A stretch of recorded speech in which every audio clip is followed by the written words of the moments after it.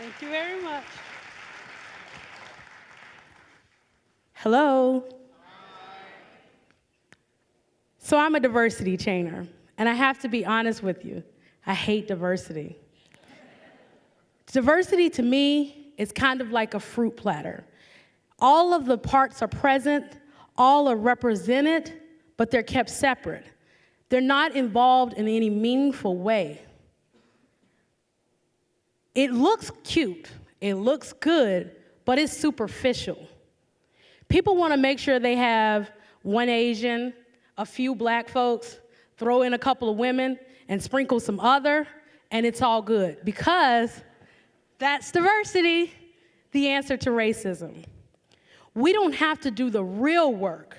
We don't have to make sure that those that we bring into the boardroom actually have a seat and a voice.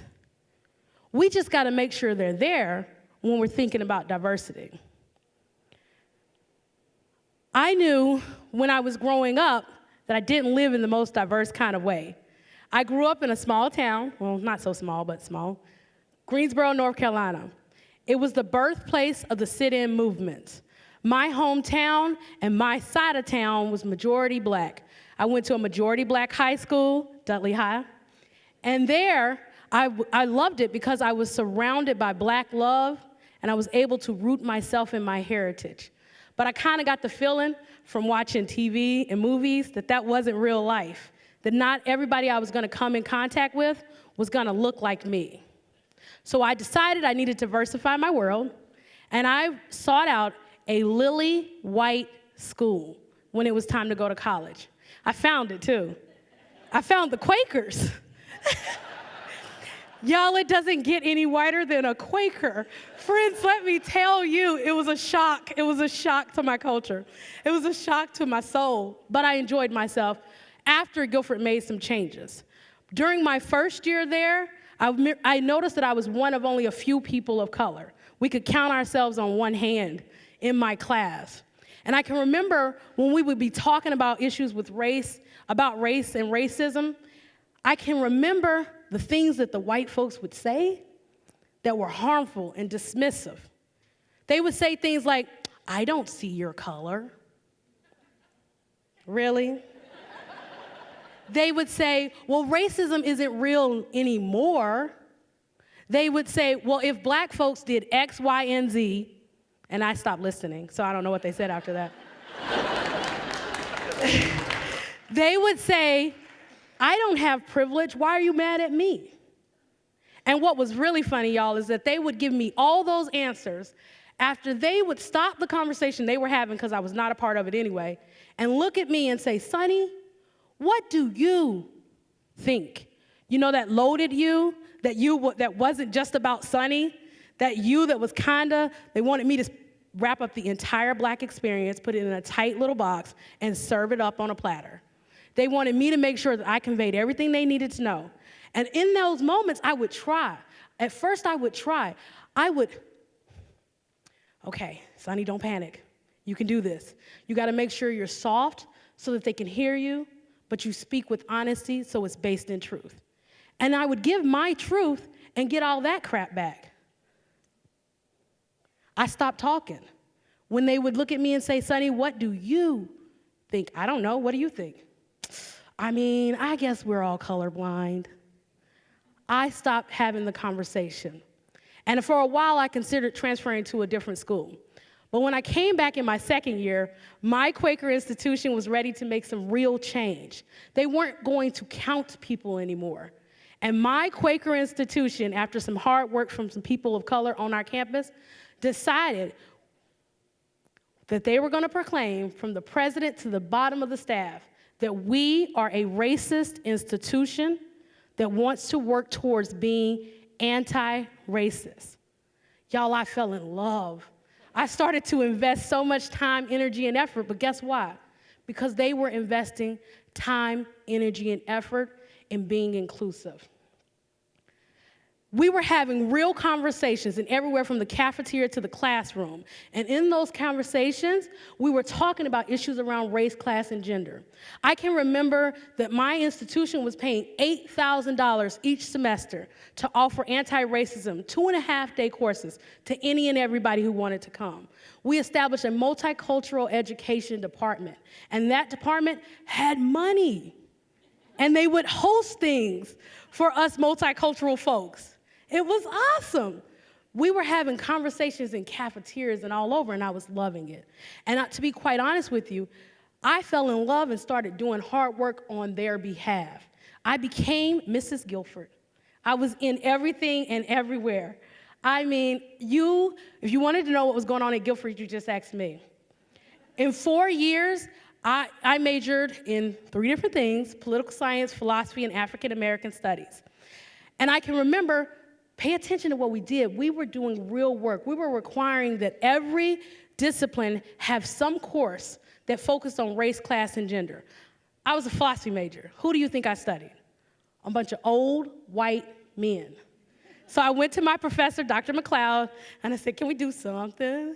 And she said, what about a course on the philosophy of black thought? And between the two of us, it was first an independent study, we developed a course where I was able to study W.E.B. Du Bois and Booker T. Washington, Dr. King, Malcolm X, Sojourner Truth, Dr. Maya Angelou.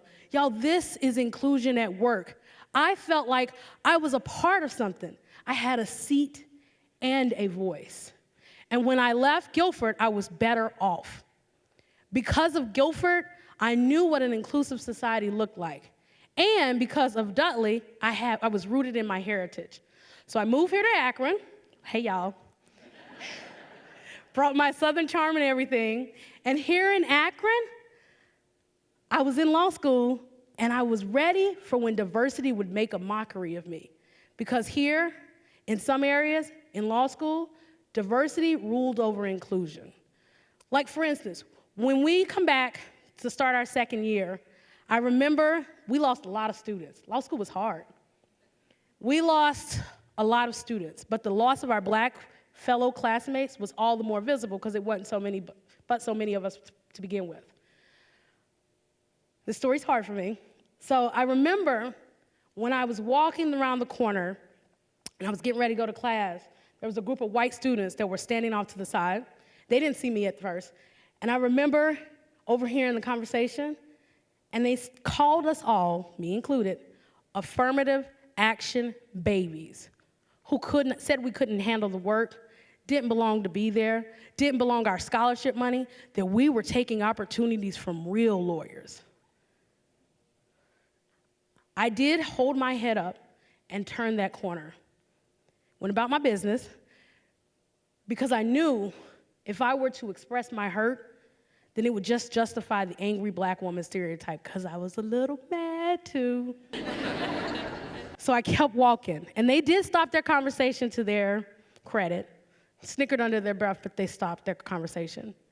I want y'all to hear me when I say these moments are common for me. Moments when people question my intellect, moments when people question my space in the room, moments when people write me off like a politically correct answer to equal opportunity, diversity. Well, I got a surprise for you. Y'all, I am black. I'm a proud black woman, and I am no lesser because of that. I just want to challenge you to think, when are we as a society, when are we going to move past this? When are we going to see the humanity in people of color? When are we going to just take the pain that they give us and act instead of deny and defend? Diversity will always give us space in the rooms, but it leaves no room for our thoughts and our ways of life. Inclusion will change our rooms. Inclusion will make sure we all have a seat and a voice, and check this out, it's got a challenge for you. Once you hear the voice, you have to act to make some changes. That's inclusion. That's what matters.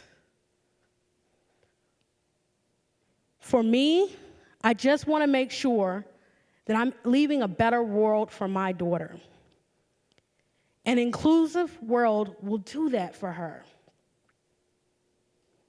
So I think of diversity like a fruit bowl, and let's be honest, Akron, we're still that fruit bowl. If you think about communities on the east side versus communities on the west side, they look and feel completely different. We've got a lot of work to do, but my goal is for us to be a fruit salad. My goal is for us to be able to be connected. My goal is for us to learn and lean and support each other's flavors. But make sure we allow for people to have their own worth and integrity, because that will be an inclusive society. And America and Akron will be so much better when we can say, we are inclusive. Much love.